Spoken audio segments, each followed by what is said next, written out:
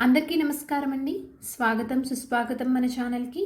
ఈరోజు వీడియోలో యోగిని ఏకాదశి కథ గురించి తెలుసుకుందాము. పద్మపురాణంలో ప్రస్తావించబడిన కథ ఇలా ఉంది. ఒకసారి ధర్మరాజు యుధిష్ఠిరుడు శ్రీకృష్ణుని వద్దకు వచ్చి, హే జనార్దన, దయచేసి యోగిని ఏకాదశి కథ చెప్పండి అని అడిగాడు.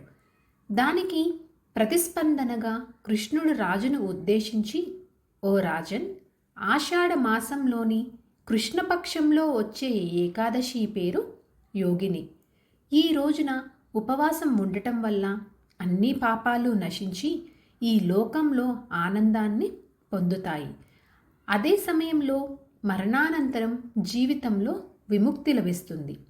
హే రాజరాజేశ్వర్, ఈ ఏకాదశి 3 లోకాలను ప్రసిద్ధి చెందింది మరియు దీనిని ఆచరించడం వలన పాపాలను ప్రక్షాళన చేస్తుంది.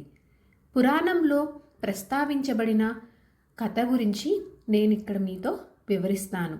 మీరు సవినయంగా ఆ కథను గమనించండి. అల్కాపురి నగరంలో యక్షకుల పాలకుడు మరియు శివభక్తుడైన రాజు కుబేరుడు ఆధిపత్యం చేస్తూ ఉండేవాడు. కుబేరుడి సేవకులలో ఒకరైన హేమాలి దేవతా పూజ కోసము మానస సరోవరం నుండి పువ్వులను సేకరించేటువంటి బాధ్యతని వహిస్తారు. హేమాలి విశాలాక్షి అనే అందమైన స్త్రీని వివాహం చేసుకున్నాడు. ఒకరోజు మానస సరోవరం నుండి పువ్వులు సేకరించిన తర్వాత హేమాలి కామకోరికలకు లొంగిపోయి తన భార్యతో ఆనందంలో మునిగిపోయాడు. అలా ఉండటం వలన పువ్వులను కుబేరుడికి అందచేయడంలో హేమాలి నిర్లక్ష్యం చేశాడు. కుబేరుని పూజించడానికి నిర్ణయించిన సమయం సమీపిస్తున్న కొద్దీ కోపంగా ఉన్న రాజు తన పరిచారకులను, హేమాలి ఇంకా పువ్వులు ఎందుకు సమర్పించలేదో మీరు ఒకసారి వెళ్ళి పరిశోధించమని ఆదేశించాడు. పరిస్థితి తెలుసుకున్నటువంటి సేవకులు కుబేరుని వద్దకు తిరిగి వచ్చి, ఓ రాజా, తోటమాలి ఇంకా తన భార్యను ఆస్వాదించడంలో మునిగిపోయాడు అని చెప్తారు. వాళ్ళు అలా చెప్పడంతో ఈ వార్తతో కోపోద్రిక్తుడైన కుబేరుడు హేమాలిని పిలిపిస్తాడు. భయంతో వణికిపోతూ హేమాలి కుబేరుడి ముందు ప్రత్యక్షమయ్యాడు. అతని ఉనికిని చూసిన కుబేరుడు కోపంతో దహించబడ్డాడు. అతని పెదవులు వణుకుతున్నాయి. అతను హేమాలిని ఇలా శిక్షించాడు. ఓ పాపాత్ముడా, నీచమైన దుష్టుడా, దేవతలకు కూడా ప్రభువు నా అత్యంత పూజనీయుడైన శివుడిని నువ్వు అఘోరపరిచావు. కావున నీవు నీ భార్య నుండి విడిపోవాలని మరియు మరణ రాజ్యానికి చేరుకున్న తర్వాత నీవు కుష్ఠిరోగిగా మారమని నేను నిన్ను శపిస్తున్నాను అని శపిస్తాడు. ఆ విధంగా కుబేరుడి శాపంతో హేమాలి భూమిపై పడి కుష్ఠిరోగిగా రూపాంతరం చెందుతాడు. బాధతో తిరుగుతూ చివరికి ఒకనాడు మార్కండేయ ఋషి ఆశ్రమానికి చేరుకుంటాడు. హేమాలి దయనీయ స్థితిని గమనించినటువంటి ఆ ఋషి, నీ అందమైన రూపాన్ని తీసివేసిన నీకు ఏ దురదృష్టం కలిగింది? నాకున్నటువంటి నా ఆధ్యాత్మిక శక్తుల ద్వారా నీ శరీరం ఒకప్పుడు అద్భుతంగా ఉండేదని నేను తెలుసుకున్నాను.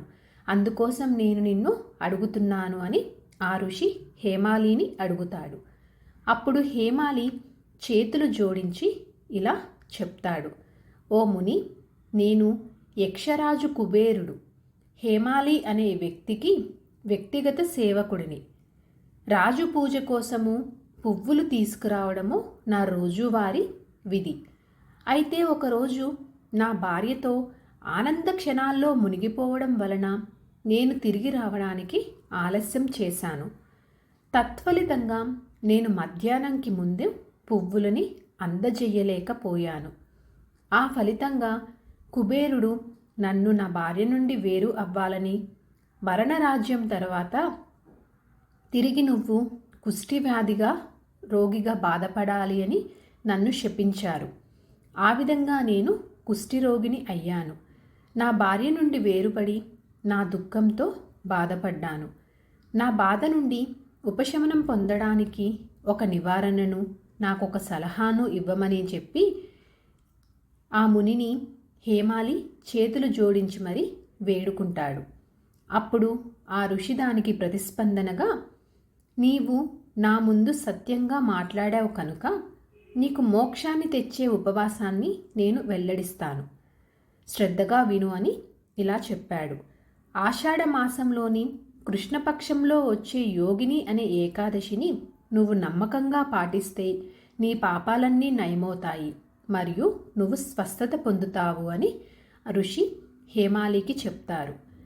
మార్కండేయ ఋషి చెప్పిన ఈ జ్ఞానయుక్తమైన మాటలు విన్నటువంటి హేమాలి ఆనందంతో వెంటనే యోగిని ఏకాదశి ఉపవాసం పాటించడం ప్రారంభించాడు.